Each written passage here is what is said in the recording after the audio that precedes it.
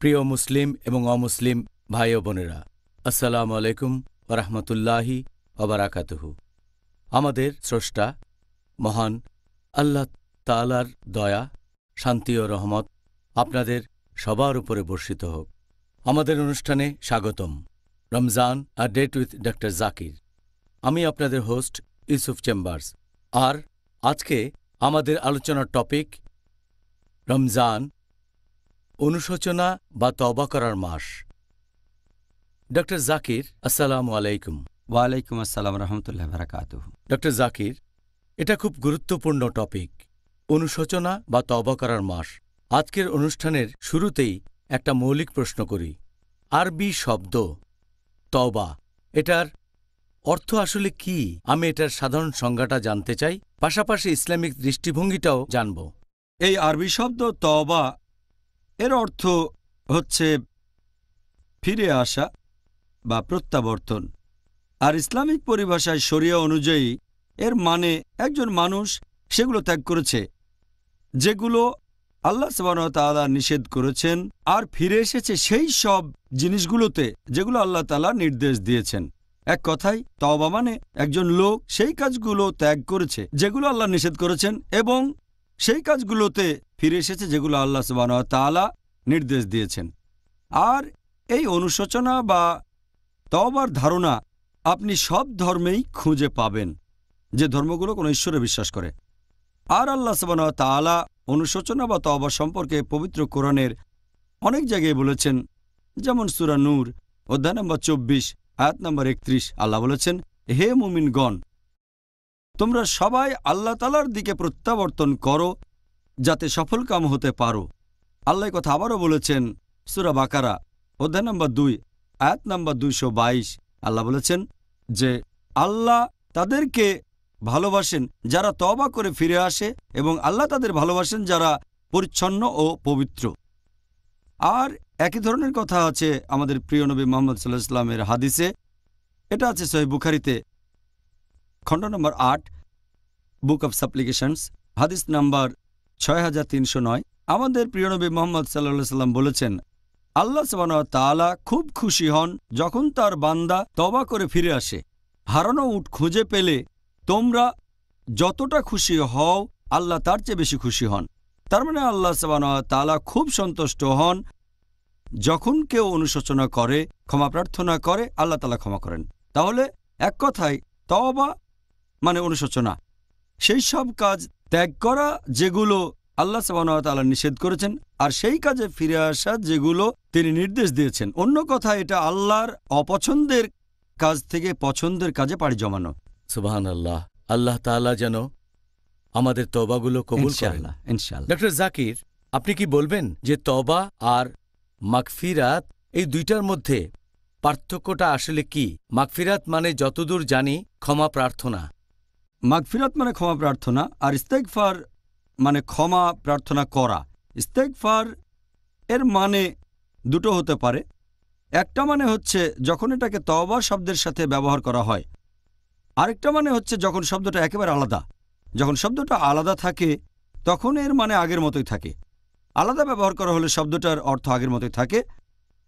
তবে বিশেষজ্ঞগণ বলেন যে যখন এই ইস্তেগফার শব্দটা তওবার সাথে ব্যবহার করা হয়, এর মানে হচ্ছে আমরা আশ্রয় প্রার্থনা করছি আমাদের অতীতে করা পাপগুলো থেকে। আর তওবা যখন ইস্তেগফারের সাথে ব্যবহৃত হয়, এর মানে আমরা আল্লাহ সুবহানাহু ওয়া তাআলার কাছে অনুশোচনা করছি আর আশ্রয় প্রার্থনা করছি সেই সব কাজ থেকে ভবিষ্যতে আমরা যেসব কাজে লিপ্ত হতে পারি। তাহলে ইস্তেগফার মানে হচ্ছে সেই কাজ থেকে আশ্রয় চাওয়া অতীতে আমরা যেগুলো করেছি, আর তওবা মানে সেই কাজ থেকে আশ্রয় চাওয়া ভবিষ্যতে দুর্ভাগ্যজনকভাবে আমরা যেসব কাজে লিপ্ত হতে পারি। এই হচ্ছে পার্থক্য। আলাদা ব্যবহার হলে এর অর্থ আগের মতোই থাকবে, আর তওবার সাথে ব্যবহৃত হলে দুটো আলাদা মানে হবে। এটা ভালো যে প্রত্যেকটা পর্বেই আমরা নতুন নতুন কিছু সংজ্ঞা শিখছি। আর আমার ধারণা মুসলিম ভাই বোনদের অনেকেই এখন এগুলো সম্পর্কে জানে না। এতে করে তাদের সবার অনেক উপকার হচ্ছে। আপনার কাছে পরের প্রশ্ন, এই পবিত্র রমজান মাসে অনুশোচনা বা তওবা করার ব্যাপারে এত গুরুত্ব দেওয়া হয়েছে কেন? এই মাসটা খুবই স্পেশাল, কারণ আল্লাহ সুবহানাহু ওয়া তাআলা তাঁর বান্দাদের তার ভৃত্যদের সবচেয়ে বেশি ক্ষমা করেন এই মাসেই। সেজন্যই বলা হয়ে থাকে যে রমজান হচ্ছে ক্ষমাশীলতার মাস। আমাদের প্রিয় নবী মুহাম্মদ সাল্লাল্লাহু সাল্লাম বলেছেন, এটার উল্লেখ আছে তিরমিজিতে, বুক অব ফাস্টিং, হাদিস নাম্বার 682। আমাদের প্রিয় নবী মুহাম্মদ সাল্লাল্লাহু আলাইহি ওয়াসাল্লাম বলেছেন যে যখন পবিত্র রমজান মাসের প্রথম রাত আসে, শয়তান তখন শেকলে আবদ্ধ থাকে আর দোজখের দরজা বন্ধ থাকে, দোজখের একটা দরজাও খোলা থাকে না। আর বেহেশতের দরজা তখন খোলা থাকে, বেহেশতের একটা দরজাও বন্ধ থাকে না। সে সময় লোকজনকে উদ্দেশ্য করে বলা হবে যে তোমরা যারা ভালো কাজ করতে চাও এদিকে এসো, আর যারা খারাপ কাজ করছো তারা পিছিয়ে যাও। আর আল্লাহ তার বান্দাদের আবারও সুযোগ দিয়ে থাকেন। এটা রমজান মাসের প্রত্যেক রাতে তিনি করেন। আমাদের প্রিয় নবী মুহাম্মদ সাল্লাল্লাহু আলাইহি ওয়াসাল্লাম তিনি আরও বলেছেন, এই সহিহ হাদিসটার উল্লেখ আছে তিরমিজিতে, হাদিস নাম্বার 3545। আমাদের প্রিয় নবী মুহাম্মদ সাল্লাল্লাহু আলাইহি ওয়াসাল্লাম একবার তিনি মঞ্চের উপর দাঁড়ালেন খুতবা দেওয়ার আগে। তখন তিনি বললেন, আমিন আমিন আমিন 3 বার। লোকজন প্রশ্ন করল, হে রাসূল, কেন? তখন আল্লাহ তাআলার রাসূল বললেন যে ফেরেশতা জিবরাইল তার কাছে এসে বলেছিলেন যে এই পবিত্র রমজান মাসে যার গুনাহ ক্ষমা করা হবে না, যে দোজখে প্রবেশ করবে, তার থেকে দূরে থাকতে আল্লাহর কাছে প্রার্থনা করুন। তারপর জিবরাইল বললেন মুহাম্মদ সাল্লাল্লাহু আলাইহি ওয়াসাল্লামকে, বলেন আমিন। মুহাম্মদ সাল্লাল্লাহু আলাইহি ওয়াসাল্লাম বললেন আমিন। তার মানে এটা দুর্ভাগ্যজনক, একজন লোক রমজান মাসকে সামনে পাচ্ছে কিন্তু তার গুনাহ ক্ষমা করা হচ্ছে না। এটাই তো ক্ষমা পাওয়ার মাস। আমাদের প্রিয় নবী মুহাম্মদ সাল্লাল্লাহু আলাইহি ওয়াসাল্লাম বলেছেন, এটা আছে সহিহ বুখারীতে, খণ্ড নম্বর 3, বুক অব ফাস্টিং, হাদিস নম্বর 1901, যদি কেউ রমজানের পুরো 1 মাস রোজা রাখে বিশ্বাসের সাথে আর আল্লাহর কাছ থেকে পুরস্কার লাভের আশায়, তার অতীতের সব গুনাহ ক্ষমা করা হবে। এজন্যই রমজান মাসকে বলা হয় ক্ষমাশীলতার মাস। সুবহানাল্লাহ। ডক্টর জাকির, আমি ইসলাম ধর্ম গ্রহণ করার আগে একটা কথা মাঝে মধ্যেই বলতাম যে প্রত্যেক দিন খ্রিসমাস হলে তো খুব ভালো হতো, আর এখন বলে প্রত্যেক মাসই রমজান হলে খুব ভালো হতো। মন বদলে গেছে। এখন অনুশোচনা বা তওবা করার প্রয়োজন কি, বিশেষ করে এই পবিত্র রমজান মাসে? আর আল্লাহর কাছে ক্ষমা প্রার্থনা করার কি সুবিধা আছে? এটা আবশ্যিক আল্লাহ সুবহানাহু ওয়া তাআলার প্রত্যেক বান্দার, প্রত্যেক মুসলিমের জন্য। যদি সে কোনো পাপ করে, হোক সামান্য বা গুরুতর, ছোট বা বড়, যত তাড়াতাড়ি সম্ভব সে তওবা করবে। যে কোনো পাপ বা গুনার ক্ষেত্রে তওবা করাটা আবশ্যিক। আল্লাহ পবিত্র কোরআনে বলেছেন, সূরা নূর অধ্যায় নম্বর 24 আয়াত নম্বর 31, হে মুমিনগণ, তোমরা সবাই আল্লাহ তাআলার দিকে প্রত্যাবর্তন করো যাতে করে তোমরা সফলকাম হতে পারো, যাতে সফল হতে পারো, বেহেশতে প্রবেশ করতে পারো। আল্লাহ এই কথা আবারও বলেছেন সূরা তাহরিম অধ্যায় নম্বর 66 আয়াত নম্বর 8, যে হে মুমিনগণ, তোমরা তওবা করো আল্লাহ সুবহানাহু ওয়া তাআলার কাছে বিশুদ্ধ তওবা। আল্লাহ কোরআনে আরও বলেছেন সূরা হুদ অধ্যায় নম্বর 11 আয়াত নম্বর 3, যে আল্লাহর কাছে ক্ষমা প্রার্থনা করো এবং তার দিকে প্রত্যাবর্তন করো যাতে তিনি তোমাদের প্রতি সদয় হন। আল্লাহ তাআলা পবিত্র কোরআনে বলেছেন সূরা শূরা অধ্যায় নম্বর 42 আয়াত নম্বর 25, তিনি তওবা কবুল করেন এবং পাপ মোচন করেন। তার কাছে ক্ষমা প্রার্থনা করো, আর নিশ্চয়ই আল্লাহ সুবহানাহু ওয়া তাআলা ক্ষমাশীল ও পরম দয়ালু। আল্লাহ পবিত্র কোরআনে বলেছেন সূরা মাইদা অধ্যায় নম্বর 5 আয়াত নম্বর 39, যদি একজন চোর অনুশোচনা করে আর নিজেকে সংশোধন করে, তওবা করে যদি নিজেকে বদলে ফেলে, তাহলে আল্লাহ সুবহানাহু ওয়া তাআলা তার তওবা কবুল করেন, কারণ আল্লাহ সুবহানাহু ওয়া তাআলা তো ক্ষমাশীল ও পরম দয়ালু। আল্লাহ এই কথা আবারও বলেছেন সূরা মাইদা অধ্যায় নম্বর 5 আয়াত নম্বর 74, যে তোমরা আল্লাহ তাআলার কাছে ক্ষমা প্রার্থনা করো কারণ তিনি ক্ষমাশীল ও পরম দয়ালু। পবিত্র কোরআনের আয়াতের পাশাপাশি অনেক হাদিসেও তওবার গুরুত্বের কথা বলা হয়েছে। যেমন ধরেন, আমাদের নবী মুহাম্মদ সাল্লাল্লাহু আলাইহি ওয়াসাল্লামের একটা হাদিস আছে সহিহ বুখারীতে, খণ্ড নম্বর 8, বুক অব সাপ্লিকেশনস, হাদিস নম্বর 6307। আমাদের প্রিয় নবী মুহাম্মদ সাল্লাল্লাহু আলাইহি ওয়াসাল্লাম তিনি বলেছেন, আমি প্রতিদিন 70 বারেরও বেশি বার ক্ষমা প্রার্থনা আর তওবা করে থাকি। চিন্তা করেন, আমাদের নবী মুহাম্মদ সাল্লাল্লাহু আলাইহি ওয়াসাল্লাম তিনি শ্রেষ্ঠ মানুষের দৃষ্টান্ত, পৃথিবীর ইতিহাসে সবচেয়ে শ্রেষ্ঠ মানুষ। তিনি বলেছেন যে তিনি আল্লাহ সুবহানাহু ওয়া তাআলার কাছে ক্ষমা প্রার্থনা আর তওবা করেন প্রতিদিন 70 বারেরও বেশি বার। এরপর উল্লেখ আছে সহিহ মুসলিমে, খণ্ড নম্বর 4, এটা আছে বুক অব জিকিরে, হাদিস নাম্বার 6523। নবী মুহাম্মদ সাল্লাল্লাহু আলাইহি ওয়াসাল্লাম বলেছেন, হে মুমিনগণ, তোমরা তওবা করো। আমি প্রতিদিন 100 বারেরও বেশি আল্লাহ সুবহানাহু ওয়া তাআলার কাছে তওবা করি। এই হাদিসটা উল্লেখ করা হয়েছে সহিহ মুসলিমে, খণ্ড নম্বর 4, বুক অব রিপেন্টেন্স, হাদিস নাম্বার 6644। আমাদের প্রিয় নবী মুহাম্মদ সাল্লাল্লাহু আলাইহি ওয়াসাল্লাম বলেছেন, আল্লাহ সুবহানাহু ওয়া তাআলা রাতের বেলায় হাত বাড়িয়ে দেন তাদের দিকে যারা তওবা করে তাদের পাপের জন্য, যেগুলো তারা করেছে ভোর থেকে সন্ধ্যা হওয়া পর্যন্ত। আর আল্লাহ সুবহানাহু ওয়া তাআলা দিনের বেলায় হাত বাড়িয়ে দেন তাদের দিকে যারা তওবা করে তাদের পাপের জন্য, যে পাপগুলো তারা করেছে সন্ধ্যা থেকে ভোর পর্যন্ত, যতদিন না সূর্য পশ্চিম দিকে ওঠে, মানে রোজ কিয়ামতের দিন পর্যন্ত। তার মানে আল্লাহ কিয়ামতের দিন পর্যন্ত আমাদের ক্ষমা করবেন যে তওবা করবে। একই ধরনের হাদিস এটা আছে সহিহ মুসলিমে, খণ্ড নম্বর 4, বুক অব জিকির, হাদিস নম্বর 6525। আমাদের নবী মুহাম্মদ সাল্লাল্লাহু আলাইহি ওয়াসাল্লাম বলেছেন যে আল্লাহ সুবহানাহু ওয়া তাআলা তাঁর বান্দাদের ক্ষমা করবেন যদি সে তওবা করে যতদিন না পশ্চিম দিকে সূর্য ওঠে। তার মানে আল্লাহ সুবহানাহু ওয়া তাআলা আমাদের ক্ষমা করবেন রোজ কিয়ামতের আগ পর্যন্ত যদি তার কোনো ভৃত্য, তার কোনো বান্দা তওবা করে।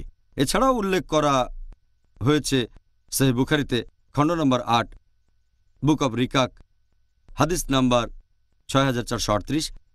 আমাদের প্রিয় নবী মুহাম্মদ সাল্লাল্লাহু আলাইহি ওয়াসাল্লাম বলেছেন যে যদি কোনো আদম সন্তানকে দেয়া হতো 1 পাহাড় স্বর্ণ, সে তারপরও দ্বিতীয় একটা পাহাড় চাইত।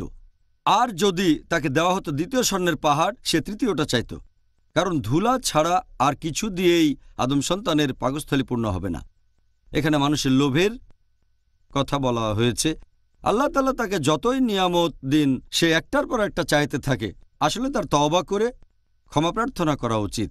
আর একটু আগে বলা হাদিসটার আরেকটা ভার্সন আছে, এটার উল্লেখ আছে সহিহ মুসলিমে, খণ্ড নম্বর 4, বুক অব জিকির, হাদিস নাম্বার 6613।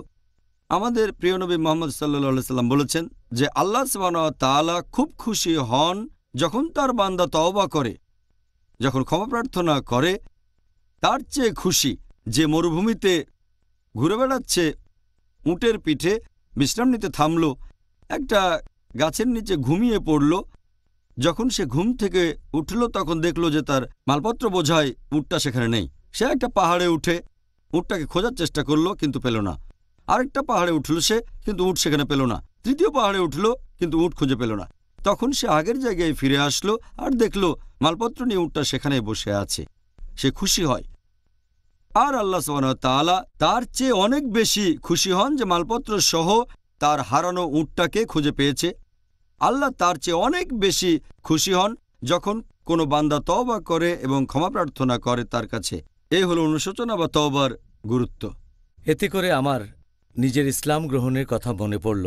রমজান মাস, এই সময় খুঁজে পেয়েছি আমার ফিতরা, আলহামদুলিল্লাহ। ডক্টর জাকির, আপনি কি আমাদের একটু বলবেন, হয় সংক্ষেপে নয়তো বিস্তারিত, উত্তরটা যেরকম হয়। এখন এই পবিত্র রমজান মাসে অনুশোচনা বা তওবা করার উপকারিতা কি? অনুশোচনা করা বা তওবা করার উপকারিতা হচ্ছে, সেটা ইমাম রাগিব ইফতিয়ানির মতে তওবা করার 3টা উপকারিতার কথা তিনি বলেছেন। 1 নাম্বার, এটা মানুষের দোষ ত্রুটিকে শনাক্ত করে।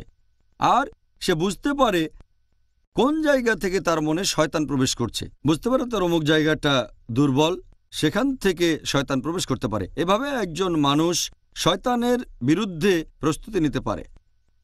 2 নম্বর, সেটা হচ্ছে সেই লোক তখন বিব্রত বোধ করে আর সে ভয় পায় আল্লাহ সুবহানাহু ওয়া তাআলাকে। এতে তার মনের মধ্যে তৈরি হয় নম্রতা আর বিনয়। 3 নম্বর, যে লোক একটা খারাপ কাজ করেছে আর ভালো পথে ফিরে এসেছে, ভালো খারাপ দুটো অভিজ্ঞতা তার হয়ে গেছে, সে যখন দেখে যে অন্য মানুষজন, অন্য মুসলিম ভাইয়েরা তারাও ঠিক একই রকম ভুল করে ফেলছে, সে তাদের প্রতি নমনীয় হয়, তাদের ক্ষমা করে দেয়, তাদের সাহায্য করে। ইমাম ইবনে কাইম তওবা করার 6টা উপকারিতার কথা বলেছেন। 1 নাম্বার, যখন কেউ তওবা করে আল্লাহ এটা সবচেয়ে বেশি পছন্দ করেন। আল্লাহ সুবহানাহু ওয়া তাআলা খুশি হন যখন কেউ তওবা করে, ক্ষমা প্রার্থনা করে, কারণ যখন কোনো মানুষ তওবা করে তখন আল্লাহর কাছাকাছি থাকে। তার মধ্যে দেখবেন নম্রতা আর বিনয়। 2 নম্বর, অনুশোচনা বা তওবা হচ্ছে ইবাদতের সবচেয়ে সেরা কাজগুলোর একটা। আল্লাহ সুবহানাহু ওয়া তাআলা তিনি দেখেন যে তার বান্দা, তার ভৃত্য সত্যের পথে ফিরে এসেছে, ক্ষমা প্রার্থনা করে আর আল্লাহ তাআলাকে বিশ্বাস করে। এতে আল্লাহ তাআলা সেই লোকের চেয়েও বেশি খুশি হন যে লোক মরুভূমির মধ্যে হারানো উট খুঁজে পেয়েছে। 3 নম্বর, এতে করে একজন মানুষ আরও বেশি বিনয়ী আর নম্র হয়, তাই সে আল্লাহ তাআলাকে আগের চেয়ে আরও বেশি গভীরভাবে বিশ্বাস করে। 4 নম্বর, যখন কোনো মানুষ তওবা করে তার মন ভেঙে যায়, আর এই সময় আল্লাহ সুবহানাহু ওয়া তাআলা তিনি দোয়া এবং তওবা কবুল করবেন। আমাদের প্রিয় নবী মুহাম্মদ সাল্লাল্লাহু আলাইহি সাল্লাম বলেছেন, এটা আছে ইবনে মাজাহ খণ্ড নম্বর 3 বুক অব ফাস্টিং হাদিস নম্বর 1752, যে আল্লাহ সুবহানাহু ওয়া তাআলা 3 ধরনের মানুষের দোয়া কবুল করবেন। একটা ন্যায় বিচারক, শাসক বা ইমাম, 2 নম্বর যে লোক রোজা রেখেছে, আর 3 নম্বর অত্যাচারিতদের। আরেকটা হাদিসে উল্লেখ করা হয়েছে আল্লাহ সুবহানাহু ওয়া তাআলা 3 ধরনের মানুষের দোয়া কবুল করবেন, যারা ভ্রমণ করছে, যারা রোজাদার আর অত্যাচারিত। তাহলে বুঝতে পারছেন যে এই 3 ধরনের মানুষের মন ভাঙা। আল্লাহ সুবহানাহু ওয়া তাআলা সেই বান্দাদের আরও কাছাকাছি আসেন যাদের মন ভেঙে গেছে, আর আল্লাহ সুবহানাহু ওয়া তাআলা তাদের সাহায্য করবেন, দয়া করবেন। 5ম উপকারিতা হচ্ছে যখন একজন মানুষ মন থেকে অনুশোচনা করে, এটা ইবাদতের সবচেয়ে সেরা কাজগুলোর একটা। আর একজন সালাফ এই কথা বলেছেন যে একজন মানুষ কোনো পাপ করে তওবা করতে পারে, আল্লাহ তাকে ক্ষমা করবেন, সে বেহেশতে যেতে পারবে। আর অন্যদিকে একজন মানুষ কিছু ভালো কাজ করে অহংকারী হয়ে যেতে পারে, সেই কারণে দোজখে যেতে পারে। তখন তার মনে দম্ভ তৈরি হতে পারে যে সে কোনো ভুল কাজ করে না, পাপ করে না, এই কারণে দোজখে যেতে পারে। 6 নম্বর উপকারিতা হচ্ছে আল্লাহ বলেছেন পবিত্র কোরআনে সূরা ফুরকান অধ্যায় নম্বর 25 আয়াত নম্বর 70, যারা ঈমান আনে, তওবা করে আর ক্ষমা প্রার্থনা করে, আল্লাহ তাদের দোয়া কবুল করেন, তাদের ক্ষমা করে দেন আর পুণ্য দিয়ে তাদের পাপ পরিবর্তন করে দেন, কারণ আল্লাহ ক্ষমাশীল এবং পরম দয়ালু। আর ইবনে আব্বাস রাদিয়াল্লাহু আনহুর মত অনুযায়ী যে সময় কোরআনের আয়াত নাজিল হয়, আমাদের নবী সাল্লাল্লাহু আলাইহি সাল্লাম তিনি খুব খুশি ছিলেন। ইবনে আব্বাস রাদিয়াল্লাহু আনহু বলেন, পবিত্র কোরআনের যে আয়াত পেয়ে আল্লাহ তাআলার রাসূল সবচেয়ে বেশি খুশি হয়েছেন সেটা হচ্ছে এই আয়াত, সূরা ফুরকান অধ্যায় 25 আয়াত 70। এছাড়াও আছে সূরা ফাতা অধ্যায় 48 আয়াত 1, যেখানে আল্লাহ বলেছেন, আমি তোমাদের দিয়েছি সুস্পষ্ট বিজয় মক্কা বিজয়ের সময়। আর আল্লাহ কোরআনে বলেছেন সূরা গাফির অধ্যায় নম্বর 40 আয়াত নম্বর 3, যে আল্লাহ ক্ষমাশীল, তিনি তওবা কবুল করেন, তিনিই পাপ ক্ষমা করেন। এরপর পবিত্র কোরআনে সূরা হিজর অধ্যায় নম্বর 15 আয়াত নম্বর 49, যে আল্লাহ সুবহানাহু ওয়া তাআলা তিনি ক্ষমাশীল এবং পরম দয়ালু। জাযাকাল্লাহ খায়ের ডক্টর জাকির। এবার আরেকটা গুরুত্বপূর্ণ বিষয়, আল্লাহ সুবহানাহু ওয়া তাআলা যে আমাদের তওবা কবুল করবেন সেই জন্য আমাদের কোন কোন শর্তগুলো পূরণ করতে হবে। তওবার ক্ষেত্রে নবী রাসূলগণের কোনো উদাহরণ কি বলবেন? মানে নবী রাসূলগণ কিভাবে আল্লাহ তাআলার কাছে তওবা করেছিলেন? আল্লাহ পবিত্র কোরআনে বলেছেন সূরা তাহরিম অধ্যায় নম্বর 66 আয়াত নম্বর 8, যে হে মুমিনগণ, তোমরা আল্লাহ তাআলার কাছে তওবা করো, বিশুদ্ধ তওবা। এবং আমরা যদি 5টা শর্ত পূরণ করতে পারি তাহলে আল্লাহ আমাদের তওবা কবুল করবেন। 1 নম্বর, তাকে মেনে নিতে হবে সে যেটা করেছিল সেটা ভুল। 2 নম্বর, সাথে সাথে কাজটা বন্ধ করতে হবে। 3 নম্বর, সে আল্লাহ সুবহানাহু ওয়া তাআলার কাছে ক্ষমা প্রার্থনা করবে। 4 নম্বর, সে এই ভুল কাজটা আবার করবে না। আর 5 নম্বর, যদি সে অন্যের কাছ থেকে কিছু নিয়ে থাকে সেটা ফেরত দেওয়ার সামর্থ্য থাকলে ফেরত দেবে। যেমন টাকা চুরি করলে সেই টাকা ফেরত দেবে, কোনো মূল্যবান সম্পদ নিলে ফেরত দেবে। সে যদি ক্ষতিপূরণ করতে পারে তাহলে সেটা করবে। আর ইবনে কাইমের মত অনুযায়ী তিনি বলেছেন যে তওবা তখনই কবুল করা হয় যদি সেই লোক গুনার কাজটা আর কখনো না করে, আর এটা তাকে ভালো কাজ করতে সাহায্য করবে, খারাপ কাজ করতে বাধা দেবে। ইমাম আন-নাওয়ীর মতে তিনি বলেছেন, কারো তওবা কবুল হতে গেলে তাকে 3টা শর্ত পূরণ করতে হবে। 1 নম্বর, সেই খারাপ কাজটা বন্ধ করতে হবে। 2 নম্বর, ক্ষমা প্রার্থনা করবে। 3 নম্বর কাজটা আর করা যাবে না। তিনি বলেছেন এখানে 4 নম্বরে আরেকটা শর্ত আছে, যদি কেউ কোনো মানুষের ক্ষতি করে পারলে ক্ষতিপূরণ করবে। আর বিভিন্ন সহিহ হাদিসে এরকম অনেক উদাহরণ আছে যে মানুষ কিভাবে তওবা করেছে।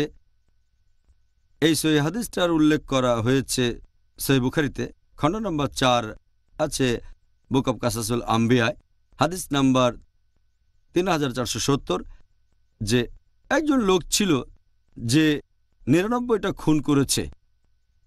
সে ক্ষমা প্রার্থনা করতে চাইল। লোকজনকে জিজ্ঞেস করলো কিভাবে করবে সেটা। তাকে পাঠানো হলো সন্ন্যাসীর কাছে। সেই সন্ন্যাসী বলল, তুমি 99 জন মানুষকে খুন করেছ, তোমার ক্ষমা পাওয়ার কোনো সম্ভাবনা নেই। লোকটা রেগে গিয়ে তখন সেই সন্ন্যাসীকেও মেরে ফেলল। আর তখন তার খুনের সংখ্যা হলো 100। সে আরেক লোকের কাছে গেল আর বলল, আমি ক্ষমা প্রার্থনা করতে চাই। সেই লোক বলল, যদি ক্ষমা প্রার্থনা করতে চাও তাহলে ওই দেশে যাও যেখানে মানুষ আল্লাহ তাআলার ইবাদত করে, আর ইনশাল্লাহ সেই জায়গা ছেড়ে যাবে যেখানে তোমার পাপগুলো করেছ। সেই দেশে যাও যেখানে মানুষ ক্ষমা প্রার্থনা করছে, আর ইনশাল্লাহ আল্লাহ তোমাকে ক্ষমা করে দেবেন। তখন লোকটা সেই দেশের দিকে রওনা হলো। তবে যাওয়ার পথে ঘটল দুর্ঘটনা, সে মারা গেল। তার মুখটা ফেরানো ছিল ওই গ্রামের দিকে যেখানে মানুষ তওবা করছে। তখন 2 জন ফেরেশতা, ভালো কাজের ফেরেশতা আর খারাপ কাজের ফেরেশতা, দুজনে আসলো, তাকে নিয়ে যেতে চাইল। তখন বেহেশতের ফেরেশতা সেখানে বলল, একে আমরা নিয়ে যাব, কারণ তওবা করতে চেয়েছিল। খারাপ কাজ বা দোজখের ফেরেশতা তখন বলল, না, সে তো কোনো একটা ভালো কাজ করেনি, আমরা নিয়ে যাব। তখন আল্লাহ সুবহানাহু ওয়া তাআলা হস্তক্ষেপ করেন। তিনি সেই গ্রামকে বললেন যেখানে লোক অনুশোচনা করছে, গ্রামটা যেন সেই লোকের কাছাকাছি চলে আসে যে খুনগুলো করেছে, আর সে যেখানে এই খারাপ কাজগুলো করেছে সেই জায়গাটাকে বললেন দূরে সরে যেতে। তারপর দূরত্ব মাপার সময় দেখা গেল যে খুনি লোকটা আছে ওই গ্রামের 1 বিঘত কাছাকাছি যেখানে মানুষ তওবা করছে। তখন আল্লাহ সেই লোককে বেহেশতে পাঠিয়ে দিলেন। এটা হলো একটা উদাহরণ। লোকটা 100 জনকে খুন করে তওবা করতে চাইল, শুধুমাত্র তওবার নিয়ত, আর সেই গ্রামের দিকে যাচ্ছিল। এই হাদিসের আরেকটা ভার্সন বলছে মৃত্যুর সময় নিজেকে সেই দিকে ঠেলে দিল যে জায়গায় যেদিকে গেলে সে ক্ষমা পেতে পারে। এখানে আমরা দেখছি শুধু তওবা করার, অনুশোচনা করার নিয়ত ছিল বলে আল্লাহ তাকে ক্ষমা করেছেন। এরকম আরেকটা হাদিস আছে সহিহ মুসলিমে, খণ্ড নম্বর 3 বুক অব হুদুদ, হাদিস নম্বর 4207, যে জোহাইনা গোত্রের একজন মহিলা যে ব্যভিচার করেছিল, সে নবীর কাছে আসলো। তখন সে গর্ভবতী। সেই মহিলা নবীর কাছে এসে বলল যে আমি এই গুনার কাজ করেছি, আমাকে শাস্তি দিন। নবী তখন মহিলার অভিভাবককে বললেন, সন্তানের জন্ম হওয়া পর্যন্ত তুমি এই মহিলার যত্ন নাও, তারপরে তাকে আমার কাছে নিয়ে এসো। অভিভাবক সেই মহিলার যত্ন নিল। তারপর মহিলা এক সন্তানের জন্ম দিল, মহিলাকে আনা হলো। তখন নবী বললেন, যেহেতু ব্যভিচার করেছে সেজন্য তাকে মৃত্যুদণ্ড দেওয়া হবে। তখন সেই মহিলাকে বলা হলো তার পরনের কাপড় দিয়ে নিজেকে জড়িয়ে নিতে। তারপর লোকজন পাথর ছুঁড়ে তাকে মেরে ফেলল। লাশ নিয়ে যাওয়ার পরে নবী তার জন্য দোয়া করলেন। তখন উমর রাদিয়াল্লাহু আনহু বললেন, হে রাসূল, আপনি ব্যভিচার করা মহিলার জন্য দোয়া করছেন? নবী বললেন, এই মহিলা যেভাবে তওবা করেছে, এই তওবার পরিমাণ মদিনার 70 জনের মধ্যে ভাগ করে দিলেও প্রত্যেকেই বেহেশতে যেত। এই মহিলার চেয়ে ভালো তওবা আর কে করতে পারে? সে নিজের জীবন দিতেও প্রস্তুত আল্লাহ সুবহানাহু ওয়া তাআলার খাতিরে। এরকম আরেকটা উদাহরণ আছে সহিহ মুসলিমে, খণ্ড নম্বর 3 বুক অব হুদুদ, হাদিস নাম্বার 4205, যে মাইজ বিন মালিক রাদিয়াল্লাহু আনহু নবীর কাছে এসে তাকে বললেন যে আমাকে বিশুদ্ধ করেন। নবী বললেন, ধিক তোমাকে, আল্লাহ সুবহানাহু ওয়া তাআলার কাছে ক্ষমা প্রার্থনা করো আর তওবা করো। মাইজ বিন মালিক ফিরে গিয়ে আবার আসলেন আর বললেন, হে রাসূল, আমাকে ক্ষমা করুন। নবী বললেন, ধিক তোমাকে, আল্লাহ সুবহানাহু ওয়া তাআলার কাছে ক্ষমা প্রার্থনা করো আর তওবা করো। তিনি ফিরে গেলেন। তারপর আবার আসলেন, হে আল্লাহর রাসূল, আমাকে বিশুদ্ধ করুন। নবী বললেন, এখান থেকে চলে যাও, তুমি ক্ষমা প্রার্থনা করো, আল্লাহ তাআলার কাছে ক্ষমা প্রার্থনা করো। চতুর্থবারের মতো এসে তিনি নবীকে বললেন, আমাকে ক্ষমা করুন। নবী তখন বললেন, কিসের থেকে? তখন মাইজ রাদিয়াল্লাহু আনহু বললেন যে ব্যভিচার থেকে। নবী বললেন, তুমি কি পাগল? মাথা খারাপ হয়ে গেছে? তখন মাইজ বললেন, না, পাগল হয়ে যায়নি। নবী তখন বললেন, তুমি কি মাতাল? মদ পান করেছো নাকি অ্যালকোহল পান করেছো? তখন আশেপাশের লোকজন মুখ থেকে গন্ধ নিল আর বলল, না রাসূল, সে মদ পান করেনি। নবী বললেন, তুমি সত্যি ব্যভিচার করেছো? মাইজ বললেন, হ্যাঁ করেছি। যে গুনাহ করেছি সেজন্য আমি শাস্তি পেতে চাই। তখন নবী মুহাম্মদ সাল্লাল্লাহু আলাইহি ওয়াসাল্লাম লোকজনকে বললেন তাকে পাথর মারতে। তাকে পাথর ছুঁড়ে মারা হলো এবং মৃত্যুর পরে সাহাবীগণের মধ্যে একটা ব্যাপারে মতভেদ দেখা দিল। একদল বলতে লাগলো যে মাইজ মুক্তি পায়নি, তার মানে আল্লাহ তাআলা তাকে ক্ষমা করেননি। আরেক দল তখন বলতে লাগলো যে আল্লাহ সুবহানাহু ওয়া তাআলা মাইজের তওবা কবুল করেছেন, তার অনুশোচনা কবুল করেছেন, ইনশাআল্লাহ সে বেহেশতে যাবে। 2-3 দিন লোকে বলাবলি করল। তখন নবী মুহাম্মদ সাল্লাল্লাহু আলাইহি ওয়াসাল্লাম আসলেন আর সাহাবীগণকে বললেন মাইজ ইবনে মালিকের জন্য দোয়া করতে, কারণ সে তার পাপের জন্য তওবা করেছে। আর যদি তার তওবার পরিমাণ অনেকের মধ্যে ভাগ করে দাও, সেটা সবার বেহেশতে যাওয়ার জন্য যথেষ্ট। তাহলে দেখতে পাচ্ছেন, লোকজন অনেক গুরুতর পাপ করেছিল কিন্তু তওবা করেছে, আর এ কারণে মরার জন্য তারা প্রস্তুত ছিল, কারণ দুজনেই ভালো করে জানতো যে ব্যভিচার করলে শাস্তি মৃত্যুদণ্ড, পাথর ছুঁড়ে মৃত্যু। এখানে তাদের উঁচু স্তরে তাকওয়া দেখতে পাচ্ছেন, একেবারে বিশুদ্ধ তাকওয়া। তারা আল্লাহর কাছে ক্ষমা চেয়েছে আর আল্লাহ ক্ষমা করেছে। খুব সুন্দর। আপনি নবী মোহাম্মদ সাল্লাল্লাহু আলাইহি সাল্লামের সাহাবীগণের জীবনী থেকে সুন্দর কিছু উদাহরণ দিলেন। আপনাকে অনেক ধন্যবাদ ডক্টর জাকির। যে এমন কোনো গুনাহ বা পাপকাজ কি আছে যেখানে আল্লাহ আমাদের তওবা কবুল করবেন না? যদি আল্লাহ সুবহানাহু ওয়া তাআলার ক্ষমাশীলতা আর দয়ার কথা বলেন, পবিত্র কোরআনে যতগুলো সূরা আছে তার একটা বাদে প্রত্যেকটা সূরার শুরুতে আছে বিসমিল্লাহির রহমানির রহিম, দয়াময় পরম দয়ালু আল্লাহর নামে শুরু করছি। প্রত্যেকটা সূরা, শুধুমাত্র সূরা তওবা অধ্যায় নম্বর 9 বাদে।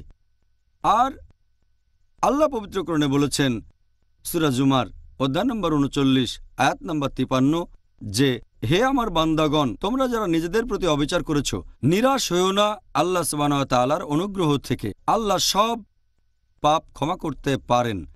আল্লাহ, তিনি তো ক্ষমাশীল এবং পরম দয়ালু। এখানে আল্লাহ বলেছেন, তোমরা যে পাপই করো আল্লাহ সুবহানাহু ওয়া তাআলা সব পাপ ক্ষমা করে দিতে পারেন, শুধু যদি তোমরা তওবা করো। যদি সঠিকভাবে তওবা করো, যদি ক্ষমা প্রার্থনা করো, ইনশাআল্লাহ আল্লাহ ক্ষমা করে দেবেন। আমাদের প্রিয় নবী মুহাম্মদ সাল্লাল্লাহু আলাইহি সাল্লাম বলেছেন, এই সহিহ হাদিসটার উল্লেখ আছে ইবনে মাজাহ, হাদিস নম্বর 4251। আমাদের নবী বলেছেন যে প্রত্যেক আদম সন্তান তারা পাপ করে, সবচেয়ে ভালো সে যে তওবা করে। পাপ করার পরে যদি তওবা করেন, আপনি সবচেয়ে ভালো। তওবা করা খুবই গুরুত্বপূর্ণ। এই হাদিসটা আছে তিরমিজিতে, হাদিস নাম্বার 3540। আমাদের নবী মুহাম্মদ সাল্লাল্লাহু আলাইহি ওয়াসাল্লাম বলেছেন যে আল্লাহ বলেছেন, হে আদম সন্তান, তোমরা যে পাপই করো আমি তোমাদের সব পাপ ক্ষমা করব। যদি তোমাদের পাপ আকাশের মেঘ পর্যন্ত পৌঁছায়, আমি তোমাদের ক্ষমা করব। আমার কাছে দয়া ভিক্ষা করো, আমি ক্ষমা করে দেব। আরেকটা হাদিসের উল্লেখ আছে সহিহ মুসলিমে, হাদিস নাম্বার 6246। নবী মুহাম্মদ সাল্লাল্লাহু আলাইহি ওয়াসাল্লাম বলেছেন যে আল্লাহ বলেছেন, যদি তোমরা সারা দিন রাত পাপ করো আর ক্ষমা প্রার্থনা করো, আমি তোমাদের ক্ষমা করব। আমার কাছে ক্ষমা চাইলে আমি তোমাদের ক্ষমা করব। এটা উল্লেখ আছে সহিহ বুখারীতে, খণ্ড নম্বর 8, হাদিস নাম্বার 5999। সে সময় কিছু যুদ্ধবন্দীদের মুক্তি দেওয়া হয়েছিল, বেশিরভাগ ছিল শিশু আর মহিলা। একজন মহিলা তার ছেলের খোঁজ করছে কিন্তু খুঁজে পাচ্ছে না। যখনই সে কোনো বাচ্চাকে দেখে তার নিজের দুধ খাওয়ায়। আরেকটা বাচ্চাকে দেখল, তাকেও সে দুধ খাওয়ালো। অবশেষে তার নিজের ছেলেকে সে খুঁজে পেল। নবী সাহাবীগণকে প্রশ্ন করলেন যে এই মহিলা কি তার ছেলেকে আগুনে ফেলে দেবে? সাহাবীগণ বললেন, না, আল্লাহ তাআলাও তেমনি তার বান্দাদের ভালোবেসে থাকেন। যদিও তারা পাপ করে, সেই মহিলার চেয়ে অনেক বেশি ভালোবাসেন। এটার ভিত্তিতে আমরা বুঝতে পারছি আল্লাহ সুবহানাহু ওয়া তাআলা যে কোনো পাপ ক্ষমা করতে পারেন যদি আমরা তওবা করি। আরেকটা উদ্ধৃতি দিচ্ছি, আল্লাহ পবিত্র কোরআনে বলেছেন সূরা নিসা অধ্যায় 4 আয়াত 48 যে আল্লাহ সুবহানাহু ওয়া তাআলা চাইলে যে কোনো পাপ ক্ষমা করেন, তবে তার সাথে শরীক করাকে কখনোই ক্ষমা করবেন না। এখানে বোঝানো হচ্ছে যদি কেউ শিরক করে আর তওবা করে মৃত্যুর আগে, জীবন শেষ হওয়ার আগে, ইনশাআল্লাহ আল্লাহ শিরকের গুনাহ ক্ষমা করে দেবেন। যদি তওবা করে, সরল পথে আসে, যদি এক আল্লাহ তাআলাকে বিশ্বাস করে, তৌহিদে বিশ্বাস করে, এমন ক্ষেত্রে আল্লাহ তাআলা শিরকের গুনাহকেও ক্ষমা করতে পারেন, সবচেয়ে বড় গুনাহ। তবে মুশরিক অবস্থায় মারা গেলে, মারা যাওয়ার পরে এখানে আল্লাহ বলেছেন তিনি শিরকের গুনাহ ক্ষমা করবেন না। অন্য কোনো গুনাহ আল্লাহ চাইলে ক্ষমা করতে পারেন, তবে শিরকের গুনাহ কখনোই ক্ষমা করবেন না। এটা সবচেয়ে বড় গুনাহ। তাহলে আমরা বুঝতে পারছি যে আল্লাহ সুবহানাহু ওয়া তাআলা পরম দয়ালু এবং তার বান্দাদের পাপ ক্ষমা করে দিতে চান। সুবহানাল্লাহ। অবশ্যই আল্লাহ সুবহানাহু ওয়া তাআলা হলেন পরম করুণাময়। ডক্টর জাকির, এখন কেউ যদি বিশুদ্ধভাবে তওবা করতে চায় তাহলে কোন জিনিসের প্রয়োজন হবে? এখানে 4টা জিনিসের প্রয়োজন। 1 নাম্বার, আমাদেরকে বুঝতে হবে আল্লাহ তাআলা সর্ববিষয়ে ক্ষমতাবান। তাঁর ক্ষমতা এবং মহত্ব, যে আল্লাহ চাইলে আমাদের শাস্তি দিতে পারেন সাথে সাথে, এটা মনে রেখে তওবা করবে। আর আমাদের করা পাপ কতটা সামান্য সেটা আমরা দেখব না, এখানে দেখব আল্লাহ সুবহানাহু ওয়া তাআলার মহত্ব আর ক্ষমাশীলতা।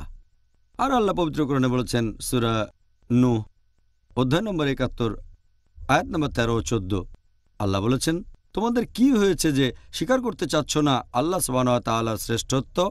তিনিই তোমাদের সৃষ্টি করেছেন পর্যায়ক্রমে। তাহলে আপনি যদি আল্লাহর মহত্ব সম্পর্কে বুঝতে পারেন আর তার কাছে ক্ষমা চান, ইনশাআল্লাহ তিনি ক্ষমা করবেন। 2 নাম্বার, সবার কথা মনে রাখতে হবে যে একদিন সবাই মারা যাবে, তখন আমাদের ঠিকানা হবে কবর। আল্লাহ পবিত্র কোরআনে বলেছেন সূরা আলে ইমরান অধ্যায় নম্বর 3 আয়াত 185, কুল্লু নাফসিন যায়কাতুল মউত। জীবন মাত্রেই মৃত্যুর স্বাদ গ্রহণ করবে, আর রোজ কিয়ামতের দিন সবার কর্মফল পূর্ণমাত্রায় দেওয়া হবে। তার মানে আমরা প্রত্যেকেই মারা যাব, আর চূড়ান্ত হিসাব কিতাব, চূড়ান্ত বিচার হবে রোজ কিয়ামতের দিন। আল্লাহ পবিত্র কোরআনে বলেছেন সূরা লুকমান অধ্যায় নম্বর 31 আয়াত নম্বর 34, আল্লাহ বলেছেন, কেউ জানে না আগামীকাল সে কি অর্জন করবে এবং কেউ জানে না কোন স্থানে তার মৃত্যু হবে। তাহলে আমরা সবাই একদিন মারা যাব, কিন্তু আমরা জানি না সেই সময়টা কখন। সেজন্য যত তাড়াতাড়ি সম্ভব তওবা করব, কারণ আমরা জানি না আমাদের শেষ মুহূর্তটা কখন আসবে। 3 নম্বর পয়েন্ট হচ্ছে ইহকাল আর পরকালের যে পুরস্কার পাবেন সেটার ভিত্তি হলো আখিরাতের জন্য করা বিভিন্ন কাজ। আপনি আখিরাতের জন্য যে কাজগুলো করবেন সেগুলোর উপর ভিত্তি করেই এই ইহকাল আর পরকালের পুরস্কার পাবেন। এটা খুবই গুরুত্বপূর্ণ। আর আল্লাহ পবিত্র কোরআনে বলেছেন সূরা ফাতির অধ্যায় 35 আয়াত 5 যে নিশ্চয়ই আল্লাহর প্রতিশ্রুতি সত্য। সুতরাং পার্থিব জীবন যেন তোমাদেরকে প্রতারিত না করে, আর প্রবঞ্চক শয়তান যেন কিছুতেই তোমাদেরকে আল্লাহ সম্পর্কে প্রতারিত না করে। তার মানে আমাদের খেয়াল রাখতে হবে আমরা যেসব কাজগুলো করব সেগুলো সবই হবে আখিরাতের পরকালের উদ্দেশ্যে। এরকম একটা হাদিস আছে তিরমিজিতে, হাদিস নাম্বার 2320। আমাদের নবী মুহাম্মদ সাল্লাল্লাহু আলাইহি ওয়াসাল্লাম বলেছেন যে এই পৃথিবী আল্লাহ সুবহানাহু ওয়া তাআলার কাছে একটা ছোট মাছির ডানার মতো, আর আল্লাহ সুবহানাহু ওয়া তাআলা কোনো অবিশ্বাসীকে সেখান থেকে এক আজলা পানিও নিতে দেবেন না। এই পৃথিবী পরকালের পৃথিবীর সাথে তুলনা করলে এটা একটা মাছির ডানার মতো, আর আল্লাহ অবিশ্বাসীকে এক আজলা পানিও সেখান থেকে দেবেন না। একই ধরনের আরেকটা হাদিস আছে সহিহ মুসলিমে খণ্ড নম্বর 4 বুক অব প্যারাডাইজ হাদিস নাম্বার 6483।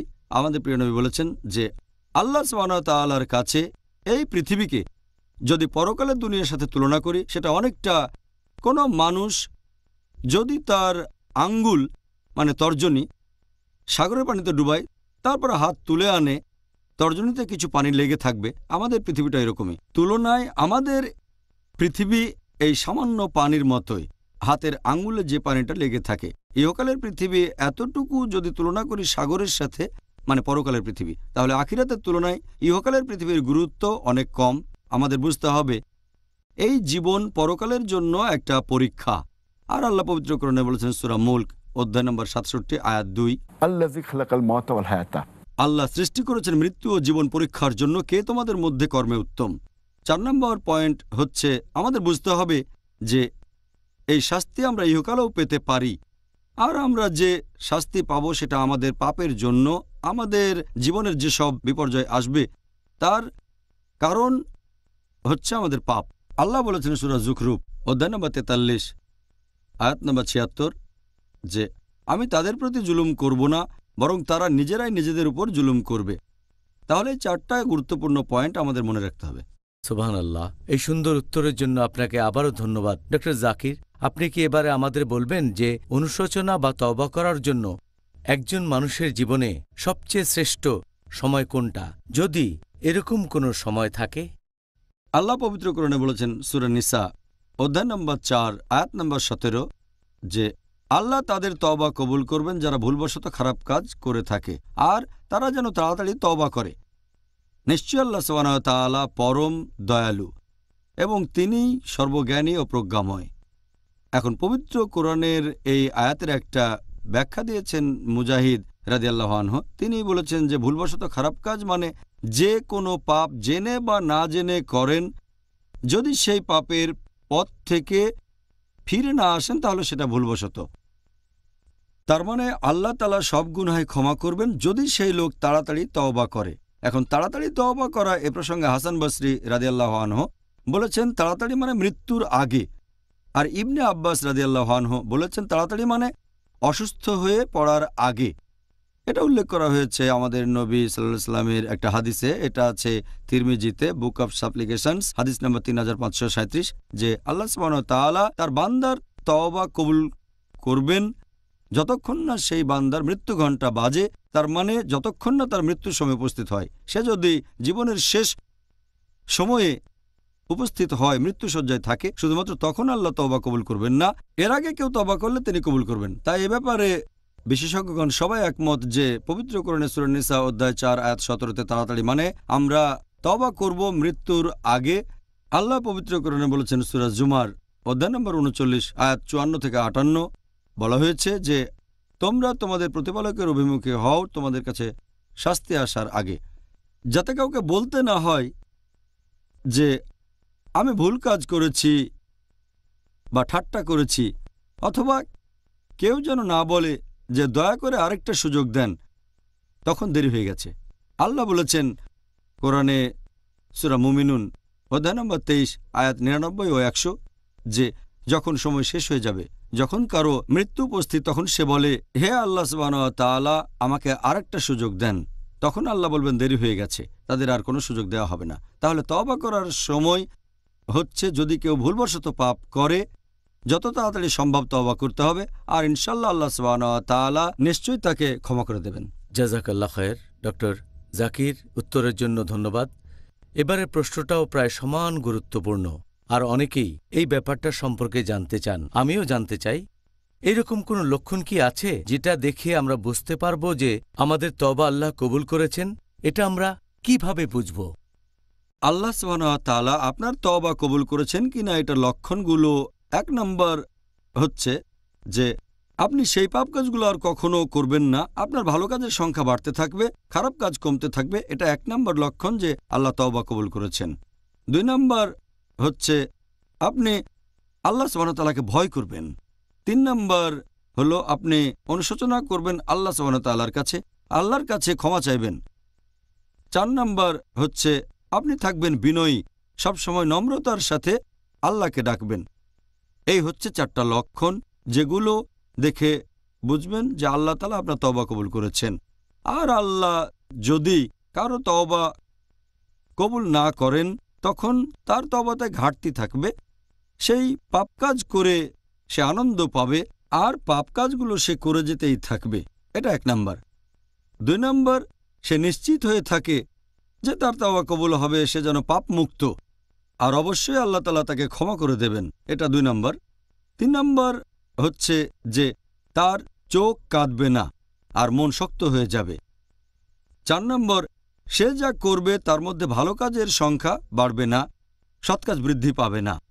আমাদের প্রিয় নবী মুহাম্মদ সাল্লাল্লাহু আলাইহি ওয়াসাল্লাম বলেছেন, এটার উল্লেখ আছে সহিহ মুসলিমে খণ্ড নম্বর 4 বুক অব রিপেন্টেন্স হাদিস নম্বর 6621, যদি মানুষ কোনো পাপ কাজ না করত আল্লাহ তাআলা তাদের নিশ্চিহ্ন করে সেখানে অন্য মানুষদের বসিয়ে দিতেন যারা পাপ করবে আর ক্ষমা প্রার্থনা করবে যাতে আল্লাহ ক্ষমা করতে পারেন।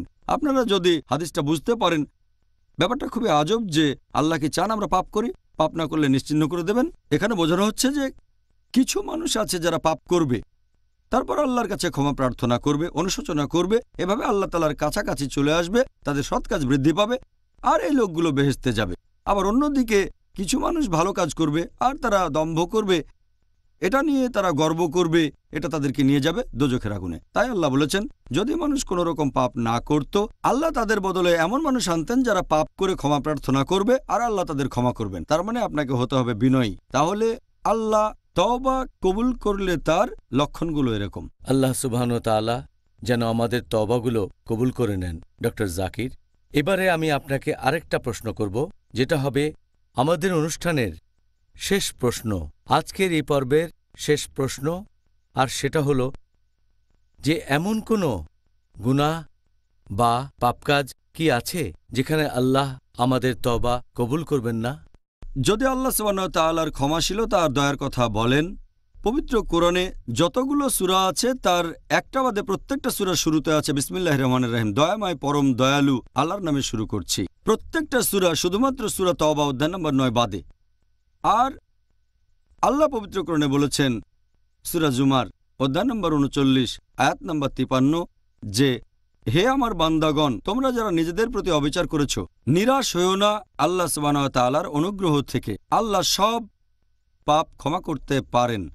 আল্লাহ তিনি তো ক্ষমাশীল এবং পরম দয়ালু। এখানে আল্লাহ বলেছেন, তোমরা যে পাপই করো আল্লাহ সুবহানাহু ওয়া তাআলা সব পাপ ক্ষমা করে দিতে পারেন, শুধু যদি তোমরা তওবা করো। যদি সঠিকভাবে তওবা করো, যদি ক্ষমা প্রার্থনা করো, ইনশাআল্লাহ আল্লাহ ক্ষমা করে দেবেন। আমাদের প্রিয় নবী মুহাম্মদ সাল্লাল্লাহু আলাইহি সাল্লাম বলেছেন, এই সহিহ হাদিসটার উল্লেখ আছে ইবনে মাজাহ হাদিস নম্বর 4251। আমাদের নবী বলেছেন যে প্রত্যেক আদম সন্তান তারা পাপ করে, সবচেয়ে ভালো সে যে তওবা করে। পাপ করার পরে যদি তওবা করেন আপনি সবচেয়ে ভালো। তওবা করা খুবই গুরুত্বপূর্ণ। এই হাদিসটা আছে তিরমিজিতে, হাদিস নাম্বার 3540। আমাদের নবী মুহাম্মদ সাল্লাল্লাহু আলাইহি সাল্লাম বলেছেন যে আল্লাহ বলেছেন, হে আদম সন্তান, তোমরা যে পাপই করো আমি তোমাদের সব পাপ ক্ষমা করব। যদি তোমাদের পাপ আকাশের মেঘ পর্যন্ত পৌঁছায় আমি তোমাদের ক্ষমা করব। আমার কাছে দয়া ভিক্ষা করো, আমি ক্ষমা করে দেব।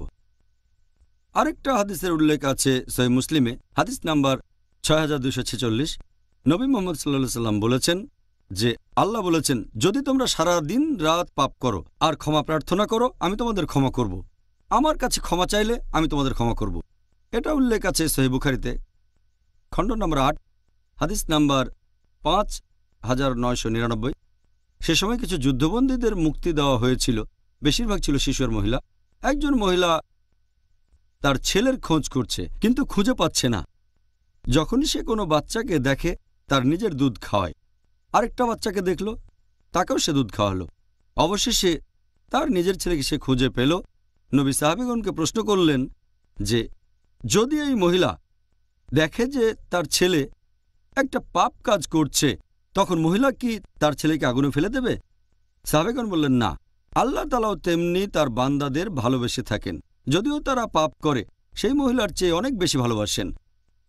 এটার ভিত্তিতে আমরা বুঝতে পারছি আল্লাহ সুবহানাহু ওয়া তাআলা যে কোনো পাপ ক্ষমা করতে পারেন যদি আমরা তওবা করি। আরেকটা উদ্ধৃতি দিচ্ছি, আল্লাহ পবিত্র কোরআনে বলেছেন সূরা নিসা অধ্যায় 4 আয়াত 48 যে আল্লাহ সুবহানাহু ওয়া তাআলা চাইলে যে কোনো পাপ ক্ষমা করেন, তবে তার সাথে শরীক করাকে কখনোই ক্ষমা করবেন না। এখানে বোঝানো হচ্ছে যদি কেউ শিরক করে আর তওবা করে মৃত্যুর আগে, জীবন শেষ হওয়ার আগে, ইনশাআল্লাহ আল্লাহ শিরকের গুনাহও ক্ষমা করে দেবেন।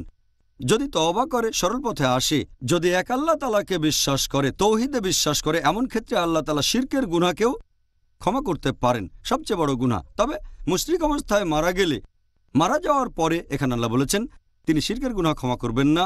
অন্য কোনো গুনাহ আল্লাহ চাইলে ক্ষমা করতে পারেন, তবে শিরকের গুনাহ কখনোই ক্ষমা করবেন না। এটা সবচেয়ে বড় গুনাহ। তাহলে আমরা বুঝতে পারছি যে আল্লাহ সুবহানাহু ওয়া তাআলা পরম দয়ালু এবং তার বান্দাদের পাপ ক্ষমা করে দিতে চান। সুবহানাল্লাহ। অবশ্যই আল্লাহ সুবহানাহু ওয়া তাআলা হলেন পরম করুণাময়। ডক্টর জাকির, আজকে এই প্রশ্নগুলোর উত্তরের জন্য আপনাকে অনেক ধন্যবাদ। আর আজকের টপিকটাও খুবই গুরুত্বপূর্ণ ছিল। আমি এখন বলতে পারি যে আমি জানি কিভাবে এই পবিত্র রমজান মাসে আল্লাহ সুবহানাহু ওয়া তাআলার কাছে দোয়া করব, আর রমজান মাসের সবগুলো দিনকে কিভাবে কাজে লাগাবো এই উপকারগুলো পাওয়ার জন্য। আল্লাহ সুবহানাহু ওয়া তাআলা যেন এই পবিত্র মাসে আমাদের দোয়া কবুল করেন। আমিন আমিন। সব মুসলিমদের তওবা কবুল করুন। ইনশাআল্লাহ। আমি আশা করছি অমুসলিম ভাই বোনেরাও যেন এই মাসে উপকারগুলো পেতে পারেন, আর তারা যেন আল্লাহ সুবহানাহু ওয়া তাআলার কাছে আন্তরিকভাবে আর সঠিকভাবে প্রার্থনা করতে পারে দিক নির্দেশনার জন্য, আর আল্লাহ যেন তাদের তওবা কবুল করেন ইনশাআল্লাহ। প্রিয় ভাই ও বোনেরা, আমরা অনুষ্ঠানের শেষ পর্যায়ে চলে এসেছি। আমরা আজকের টপিকের উপর আমাদের সবগুলো প্রশ্নের উত্তর দিতে পারিনি, তবে ইনশাআল্লাহ আগামীকাল চেষ্টা করব আপনাদের সবগুলো প্রশ্নের উত্তর দিতে। তাহলে দেখা হবে আগামীকাল। আর সেদিন আমাদের আলোচনার টপিক রমজান, দোয়া বা প্রার্থনা করার মাস। আসসালামু আলাইকুম ওয়া রাহমাতুল্লাহি ওয়া বারাকাতুহু।